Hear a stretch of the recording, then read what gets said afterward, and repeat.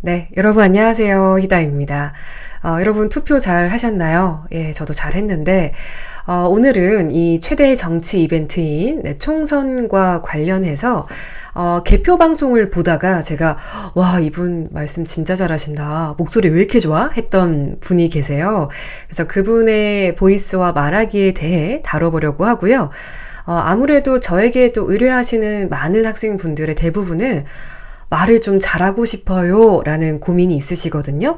근데 그 말하기라는 게, 대체로는 그런 일상, 사석에서의 말하기를 고민하는 분도 물론 있지만, 대체로는 좀 더 공적인 발화에 집중돼 있거든요.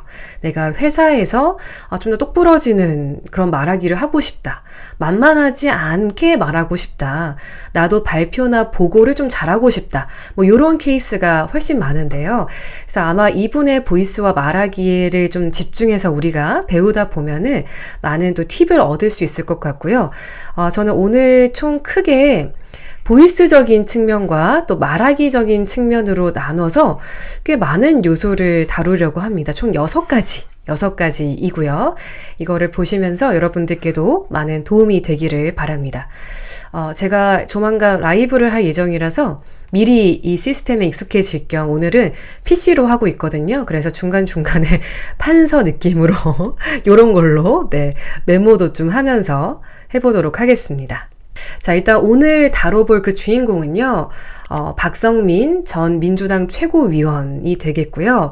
이분이 지난 선거날에 MBC에 선택 2024인가? 거기 개표 방송에 출연을 해서 이런저런 사안에 대해서 토론도 나누고 또 입장을 밝혔었는데, 그 특유의 안정감 있는 목소리와 좀 감정을 좀 절제하는 또 차분한 이런 또 말하기, 하지만 그 와중에 굉장히 또 설득력 있는 그런 말하기로 좀 화제를 모았어요.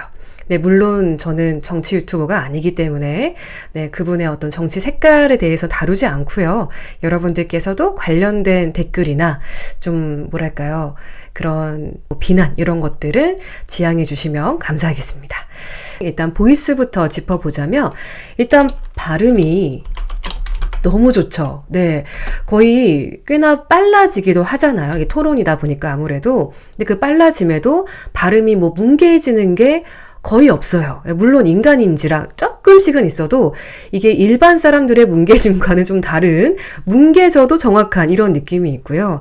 근데 제가 이렇게 말씀드리기 조금 애석하긴 하지만 사실 좀 타고난 부분이 있으신 것 같아요. 왜냐하면 발음 같은 경우는 우리가 이제 구강 구조라든지 영향을 많이 받기 때문에 박성민 전 최고위원은 타고나게 좀 발음을 잘하는 그런 걸 타고난 것 같기는 합니다. 자, 그런데 여기서 제가 주목한 부분은 음가를 제대로 살리려고 노력을 한다라는 부분이에요. 그래서 예를 들면은 우리가 그 입술 근처의 근육이 굉장히 중요합니다. 일단은 모음을 발음할 때 있어서 최고위원 이런 단어만 해도 입술을 많이 움직여야지, 안 그러면은 최고위원 이렇게 되잖아요. 최고위원 이렇게 해야 음가가 정확히 살게 되는데, 그래서 이런 모음 발음은 물론이고요. 좀 까다로운 비읍 같은 양수음 발음도 굉장히 정확하게 하세요. 그래서 어떤 예시가 있었냐면은 급급하다 이런 거를 대체로는 우리가 뭐뭐 하기 되게 급급한데요, 약간 급급하다 이 정도로만 살리는데, 급급한데요 라고 받침 비읍을 굉장히 잘 살리는 그런 부분이 있었고요. 그럼 제가 한번 그 예시를, 또 다른 예시를 한번 들려드릴게요. 한번 들어보시기를 바라겠습니다. 법에 대해서 수요가 늘어나고 있어요. 근데 이런 부분만 보더라도 과거의 대통령이 정치 논리를 들이대면서 사실상 거부권을 행사했고, 그것을 민주당이 입법 폭주다라고 얘기했지만 오히려 여기서도 입법 폭주다. 여러분 발음 진짜 귀찮은 거예요. 입법 폭주. 근데 이거를 입술을 딱딱 다물면서 입법 폭주다 이렇게 정확하게 발음하는 거를 보면서 와, 대단하다 라고 생각했고요. 사실 이 비읍이 꽤 까다로워요. 그래서 특히 코로나 시국에 밀접 접촉자 이런 것들 발음 좀 어려워하는 분들이 좀 많으셨었는데, 그런 걸로 봐서 확실히 이 음가를 제대로 살리는 것의 중요성을 인지하고 있는 분이다 라는 그런 생각이 들었습니다. 자, 그래서 이 발음들, 자모음 발음을 확실하게 꼭꼭 짚어서 발음한다라는 그런 특징이 있었고요. 자, 두 번째는 말 빠르기입니다. 말이 살짝 빨라요. 그런데 이 박성민 님이, 앞으로는 님이라고 할게요. 편의상 최고위원이 발음이 어려워요. 네. 박성민 님이 그 웨이브 시리즈인 더 커뮤니티라는 데도 나왔거든요. 근데 거기에서 보면은 말씀이 막 딱히 빠른 분은 아니에요. 근데 그 토론 모드가 딱 장착돼 있으신 것 같습니다. 그래서 일상에서는 오히려 목소리가 조금 더 귀여워지기도 하고 그런 경향이 좀 있으신데 토론 자리이기 때문에 딱 배에 힘주고 입술에 딱 집중해서 조금 스피디하게 말하는 그런 부분이 있거든요. 그런데 실제로 조금 빠르게 말하는 게 더 신뢰감을 준다. 이런 연구는 실제로 존재해요. 근데 그렇다고 그것이 실제로 뭐 설득까지 가느냐는 또 다른 문제라고는 하던데 어쨌든 말이 조금 빨랐을 때 이 사람 좀 제대로 아는 것 같다. 똑똑하다. 이런 인상을 우리가 받는다라는 것이죠. 거기다가 가장 중요한 거는 빠르게 말하는데도 발음이 흩어지지 않습니다. 대충 하지 않고 또박또박 한자 한자를 정확하게 발음을 하고 있어요. 자, 예시 한번 들어보도록 하겠습니다. 외에도 지금 이광재 의원과 안철수 의원 간에 지금 경합이 벌어지고 있는 분당갑 이런 지역들도 좀 주목해 볼 만한 것 같고요. 네. 여기도 계속 수치가 좀 엎치락뒤치락 하고 있는 것 같고 아직 개표가 진행 중이다 보니까 마지막까지 좀 지켜봐야 된다 이런 곳인 것 같고요. 특히 그러니까 여러분 사실 문장이 꽤 길어요. 엎치락뒤치락 하는 곳이기 때문에 마지막까지 지켜봐야 할 것 같습니다. 근데 이거를 굉장히 이렇게 스무스하게 편안하게 발음을 하죠. 그리고 또 어떤 특징이 있냐면 말이 빠르고 특히 그 중에서 어미 쪽을 조금 빠르게 처리를 하면은 우리가 좀 더 카리스마 있게 느껴질 수 있어요, 여러분. 이것도 꿀팁인데 예를 들어서 네, 그럼 지금부터 발표를 시작하도록 하겠습니다. 똑같이 하는 것보다 그럼 지금부터 발표를 시작하도록 하겠습니다. 입니다. 그랬고요. 이 어미 부분은 그 자체로 의미가 없잖아요. 그쵸? 그렇기 때문에 좀 필요 없는 부분은 빠르게 가줬을 때 오히려 내가 그 집중하고자 하는 그 의미가 있는 단어들이 더 강조가 될 수 있기도 하고 또 저절로 완급 처리가 되면서 말하는 게 좀 덜 단조롭게 들릴 수 있는 거예요. 자, 그래서 아무튼 여러분들께서 좀 참고하실 만한 부분은 약간의 말이 좀 느린 분들은 이렇게 발표를 하거나 보고를 할 때에는 입술 이 모음 발음 훈련을 좀 열심히 하셔서 약간 빠르게 말한다. 이렇게 정리하면 되겠습니다. 자, 그리고 이제 세 번째는요. 끝처리입니다. 신뢰 가는 어미 처리라고 이렇게 제목을 붙여볼게요. 어떤 거냐면요. 특히나 이제 박성민님 같은 경우는 나이대가 이제 20대더라고요. 근데 그러면은 우리가 일반적인 20대 남녀를 막론하고 이런 말투를 구사하는 경우가 사실 많지가 않죠, 여러분. 이거는 당연한 부분이기도 해요.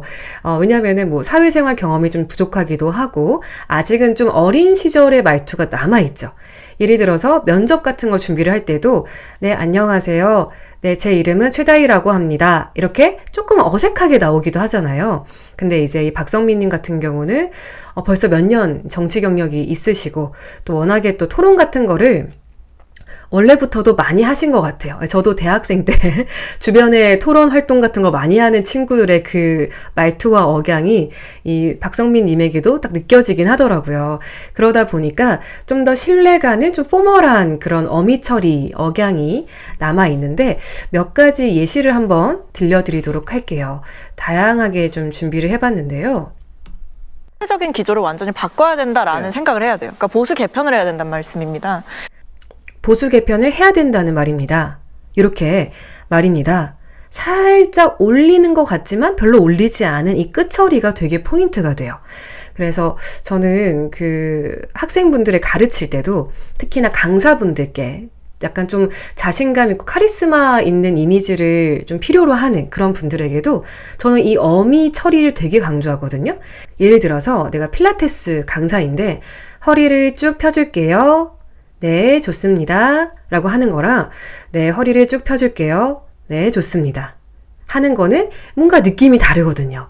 후자가 조금 더 전문성이 있다라고 느끼게 돼요. 왜냐하면 우리는 좀 더 중음에 가까운 소리일수록 신뢰를 느끼기도 하기 때문이에요. 그래서 아무튼 이 박성민님 같은 경우에도 이 어미 처리 부분도 너무 올리지 않고, 그러니까 그 또래에 특히 여성분들하고 좀 다르게 끝처리가 굉장히 묵직하면서 밑으로 이렇게 내려가는 느낌이 있습니다. 몇 가지 더 끝처리를 한번 들어볼 건데, 작가께서 뭐 틀린 말씀을 하신 거 아니라고 생각하는데 너무 다들 과하게 반응하신 것 같다는 생각이 들어요. 네. 왜냐하면 이 부분에 대해서는 객관적으로 맞는 말이지 않습니까? 뭐 이제 법원의 여기서도 객관적으로 맞는 말이지 않습니까? 이렇게 하죠. 그러니까 만약에 이거를 좀 어리게 표현을 하면은 객관적으로 맞는 말이지 않습니까? 이렇게 될 수 있는 거를 맞는 말이지 않습니까? 아닙니까? 이렇게 표현을 한다는 부분이죠. 그러니까 둘 다 약간의 상승은 되지만 그 느낌의 차이가 크다라는 걸 한번 뭐 느끼시죠. 올해 안에 안 나올 것이다 이런 전망까지도 하셨는데 저 뭐 그렇게까지는 보진 않고요. 네. 않고요. 이것도 제가 많이 가르치는 부분 중에 하나예요. 그래서 진행 원고 같은 거 할 때도 자리에 뭐 착석해 주시길 바라고요. 이런 것도 바라고요. 바라고요. 바라고요. 이런 느낌보다도 바라고요. 바라고요. 약간 올리는 친절한 느낌은 주지만 사실 음 높이 자체는 별로 안 올린 거예요. 그리고 배에 힘을 주면서 바라고요. 했고요. 요런 억양이 있을 때 훨씬 더 지적이다. 요런 느낌을 준다라는 부분입니다. 자, 그리고 발성적인 면에서도 우리가 한번 생각해 볼 부분이 있습니다. 일단은 그 발성 같은 경우는 제가 박성민님의 그 과거 영상도 몇 개 좀 봤는데 그냥 일관적으로 좋으시더라고요. 네, 좀 타고나신 것 같아요. 근데 이게 박성민님 같은 경우는 코 쪽에 이 공명이 잘 쓰이고 있는 목소리라고 보시면 됩니다. 예를 들어서 네, 안녕하세요. 네, 안녕하세요. 반갑습니다. 최다입니다.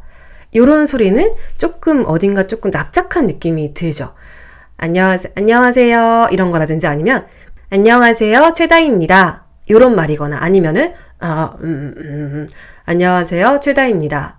이런 것들이 다 약간 좀 납작한 느낌이 든단 말이에요.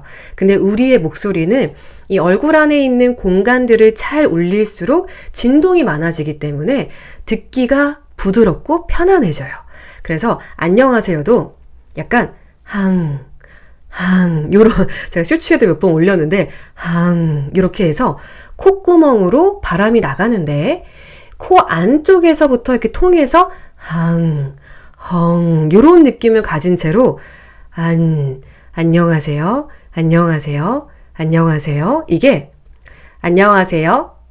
안녕하세요. 반갑습니다. 좀 느낌이 다르다는 거죠. 근데 박성민님 같은 경우는 이쪽 얼굴 쪽 공명이 되게 잘 자리가 잡혀 있기 때문에 그 피치 자체가 좀 중저음에 가깝기도 하지만 중음 정도의 느낌인 것 같아요. 중음인데 그 피치가 엄청 낮은 게 아님에도 불구하고 보다 더 신뢰가 가고 특히 그 부드러운 느낌이 나는 것 같아요. 그래서 이렇게 박성민 님이 항상 또 이렇게 은은하게 미소를 띠고 있잖아요. 상대방이 뭐 어떤 말을 하든 간에. 그래서 그런 부드럽고 좀 외유내강의 이미지와 또 이 보이스적인 면이 딱 맞아 떨어지면서 그 특유의 분위기를 형성하고 있다. 저는 이렇게 생각을 합니다. 그래서 만약에 나도 좀 성숙한 목소리를 갖고 싶다라고 하신다면은 사실 혼자 독학은 조금 어렵기는 해요. 왜냐하면 그 듣는 귀가 일단 발달을 해야 되기 때문에 그래서 기회가 되시면은 뭐 근처에 있는 학원에 좀 다녀보시는 것도 방법이 될 것 같고요. 내가 만약에 성대모사를 잘하고 막 외국어를 빨리 습득한다. 이렇게 소리에 좀 민감한 분이라면은 안녕하세요. 안녕하세요. 하마가 농부가 늠름한데요. 약간 이런 식으로 코 벌렁벌렁 하면서 한번 훈련을 해보시다 보면은 소리가 조금 더 부드러워진다. 이런 거를 느끼시게 되지 않을까 생각이 들고 네, 뭐 저의 수업도 있으니 네, 고려해 주세요. 자, 그리고 이제 다음은요. 강조와 전달력입니다. 강조와 전달력. 자, 보시면은 그 단어의 강조를 굉장히 잘 하시기 때문에 쭉쭉쭉 뭔가 속도가 일관적으로 진행이 되지 않고 중간중간에 이제 그 바뀌는 부분이 있다는 거잖아요. 그럼으로써 좀 더 귀에 꽂히는 말하기가 되는 거죠. 들어볼게요. 주실 것이냐. 전 여기에 조금 더 주목을 하고 있는 상황인데 예. 아무래도 이게 출구조사에서 나왔던 그 전망과 지금 개표 상황이 다르게 흘러가고 있는 지역 자, 방금 들어보시면은 아무래도 출구조사에서 나온 전망과 이 개표에서 나온 사실이 조금 다르다 보니 이렇게 출구조사, 전망, 다르다 이런 단어들을 좀 다르게 표현을 하고 있죠. 천천히 느리면서 다르게 강조를 하는 건데 사실 이거는 진짜 퍼블릭 스피치에서 너무 중요한 부분이라고 할 수가 있어요. 그래서 이렇게 하는 방법은 일단 배에 힘이 좀 필요해요. 출구조사에서 나온 전망과 할 때 아랫배를 더 쓰면서 전망과 플러스 속도를 조금 느리는 겁니다. 전망과 어쩌구가 다르기 때문에 이렇게 한 문장이라도 그 안에 완급을 차례로 주면서 말을 하면은 느낌이 정말 달라요, 여러분. 자, 예를 들어서 한 문장에서라도 강약과 완급을 주면서 말하면 느낌이 정말 달라요.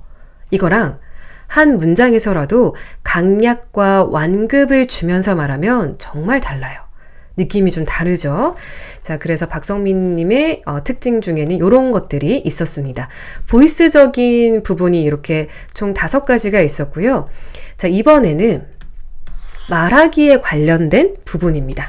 자, 첫 번째로 제가 짚고 싶은 거는 구조적 말하기라는 건데요. 사실 저는 말을 좀 잘하고 싶어요 라는 분에게 바로 소개하는 게 이런 부분이에요. 그러니까 구조가 있다는 뜻이죠. 그러니까 어떤 구조냐? 구체적으로 말하면 우리에게 익숙한 서론, 본론, 결론이 있게끔 말을 한다라고 보시면 됩니다. 그래서 나 이런 얘기 할 거야 라고 열어주고 본론을 말해주고 정리까지 한다. 이렇게 이게 세트로 이루어진다라고 보시면 되고요. 예를 들어서 이제 박성민님 같은 경우는 이렇게 말을 하거든요. 뭔가를 딱 말을 할 때 운을 띄우는 문장을 써요. 일단 간단하게 말씀을 드리자면 이런 거라든지 아니면은 이 부분에서 가장 생각해 봐야 될 거는요. 이렇게 내가 얘기를 할 것이 무엇인지를 이렇게 예고를 해주는 문장을 쓰는 거죠. 근데 이게 일상에서도 말 잘하는 분들 보면은 이미 많이 쓰는 부분이에요. 이런 거 있잖아요. 야, 내가 어제 겪은 진짜 재밌는 얘기 해줄까? 이렇게 딱 하는 거랑 어제 내가 있잖아 기차에서 어떻게 했다? 요거랑 좀 다르잖아요. 뭔가 흥미가 생기고 관심을 좀 갖게 되는 부분이 있는 거예요. 그래서 여러분들도 뭔가 말을 할 때는 그 전에 여는 부분을 먼저 생각해 주시고 그러고 나서 마무리도 중요하다. 예를 들어서 야, 내가 재밌는 얘기 해줄까? 해놓고 이제 본론을 막 말을 해요. 그 다음엔 이제 이게 뭐 기차표 뭐 에피소드인 거예요. 그러면 마무리를 아무튼 너네들도 기차표 살 때 조심히 해라 라고 일상에서도 이렇게 열고 본론 닫는 거 적용할 수 있고요. 특히 이렇게 토론 같은 경우는 특히나 더 그러하죠. 중심 생각을 먼저 말해주고 그 다음에 본론을 말하고 한 번 더 정리해주는 이런 짜임새 있는 말하기가 상당히 중요하다라는 부분입니다. 자, 그리고 또 하나는요. 이거는 조금 더 좀 설득력 있게 말하고 싶다. 좀 더 멋지게 말하고 싶다. 이런 분들에게 필요한 부분인데요. 우리 말하기가 좀 더 구체적이어야 합니다. 그러니까 구체적이라는 거는 실제로 고유명사들을 많이 써주는 것도 포함이 되고요. 예를 들어서 여러 나라에서 인기가 있습니다. 이런 표현보다도 동북아시아를 중심으로 뭐 일본과 중국에서 특히 인기가 있습니다. 라고 얘기를 하는 게 좀 더 귀에 들어오잖아요. 그쵸? 왜냐하면 듣는 사람에게 좀 더 구체적인 상을 만들어주기 때문입니다. 자, 그래서 이 박성민님 같은 경우에도 실제로 어떤 통계 자료, 수치 같은 것들을 구체적으로 제시를 한다거나 어떤 사건 같은 경우도 정확한 플레임으로 쓴다거나 어떤 인물 같은 경우도 구체적으로 누구누구가 뭘 했고 누구누구가 뭘 했다 이런 식으로 얘기를 하거든요. 그럼 이런 게 아니라 뭉뚱그려지고 좀 약간 다소 현학적이거나 추상적인 말을 하는 사람과 딱 붙여놓으면은 확실히 이렇게 구체적으로 말하는 사람이 좀 더 근거가 탄탄하다라고 느낄 수밖에 없습니다. 자, 그래서 이제 정리를 해보면요. 먼저 이 보이스적인 측면에서는 음가를 정확히 살리는 발음, 빠른 속도, 차분한 끝처리, 그리고 강약, 완급 같은 어떤 강조, 전달력 같은 부분이 있고, 발성적인 면에서는 이 얼굴 쪽 공명 발성이 있는 목소리다. 그래서 더 부드럽게 들리기 때문에 다소 내용이 딱딱할지라도 덜 공격적이고 좀 차분한 느낌을 준다라는 부분. 그리고 말하기에 관해서는 구조적으로 말하기, 그리고 구체적으로 말하기 기법을 통해서 보다 설득력 있는 토론을 하고 있다. 자, 오늘은 여러분, 이 박성민 전 최고위원이 이 개표 방송에서 보여줬던 그 역량을 바탕으로 설득력 있는 말하기, 또 신뢰가는 말하기의 특성에 대해서 한번 알아봤고요. 더 궁금하신 거 있으면 댓글로 달아주시고 좋아요, 구독, 알림 설정까지 부탁드리겠습니다.